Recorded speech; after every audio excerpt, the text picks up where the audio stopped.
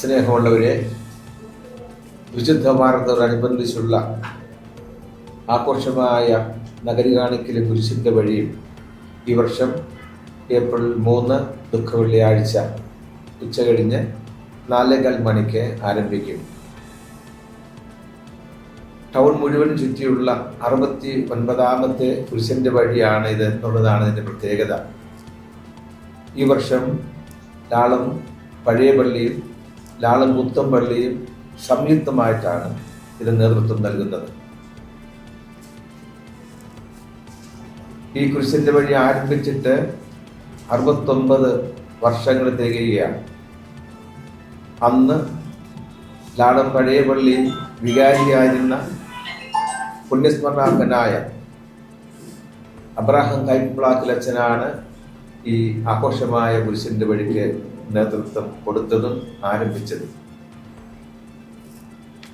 ഇത് ആദ്യകാലത്ത് മുണ്ടനോലിക്കൽ അവതച്ചൻ, ഉളിക്കൽ അവതച്ചൻ, സഹോദരൻ കുഞ്ഞാഗസ്തി, ആവിമൂട്ടിൽ അപ്പി, മകൻ തൊമ്മൻ എന്നിവരുടെ നേതൃത്വത്തിൽ പഴയ പള്ളിയുടെ പരിസരത്ത് നടത്തിയിരുന്ന പ്രസിദ്ധമായ പങ്കപ്പാട് ദൃശ്യാവതരണമായിരുന്നു ഈ കുരിശിൻ്റെ വഴിയുടെ ആദ്യ രൂപം.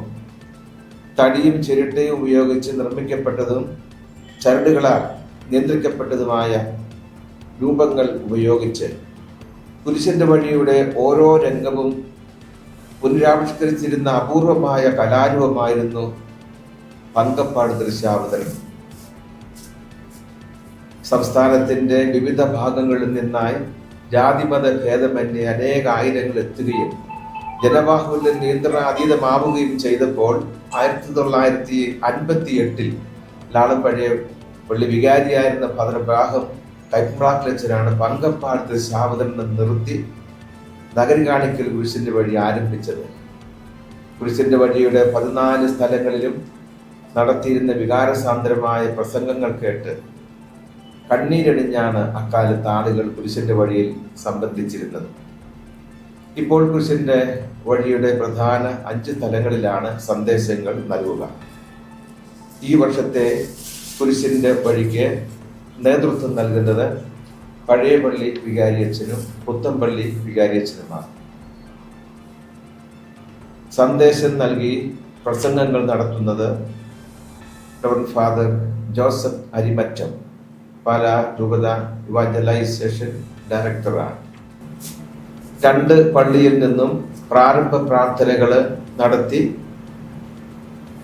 പുത്തൻപള്ളി ഗ്രോട്ടോയുടെ വാതിൽക്കൽ എത്തി 1-ാം സ്ഥലം ആരംഭിച്ച് തുടർന്ന് മുന്നോട്ട് കാർമൽ സ്കൂളിൻ്റെ മുൻപിലൂടെ ബൈപ്പാസിലൂടെ നീങ്ങി RV ജംഗ്ഷനിലെത്തി കൊട്ടാരമറ്റം കവലയിലെത്തി ബിഷപ്പ് ഹൗസിൻ്റെ വാതിലിലൂടെ കുരിശുപള്ളി ജംഗ്ഷനിലെത്തി അവിടെ നിന്ന് മുന്നോട്ട് നീങ്ങി ലാളം പാലം ജംഗ്ഷനിലെത്തി അവിടെ നിന്ന് മുന്നോട്ട് നീങ്ങി കിഴുതണ്ടിയൂർ കവലയിലെത്തി അവിടെ നിന്നും ബൈപ്പാസിലൂടെ മുന്നോട്ട് നീങ്ങി ലാളം പഴയ പള്ളിയിലെത്തി സമാപന പ്രാർത്ഥനകൾ ചൊല്ലി പ്രാർത്ഥനകൾ അവസാനിപ്പിക്കുന്നു. അതിനുശേഷം എല്ലാവർക്കും നേർച്ചക്കഞ്ഞി വിതരണം ചെയ്യുന്നു.